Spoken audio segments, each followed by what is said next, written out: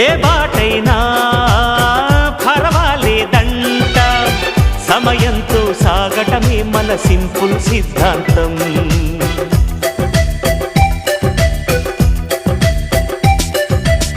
చిరుగాలికి పరిమళమిచ్చే సిరిమల్లెల వనమై ఉందాం, గగనాన్ని నేలను కలిపే హరివిల్లుల బంతెన అవుదాం.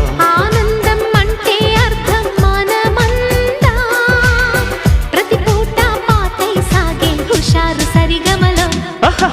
ఎన్నో ఎన్నో రాగాలుండే సంగీతం కాదా, చల్లకి నవ్వుల కేరింత.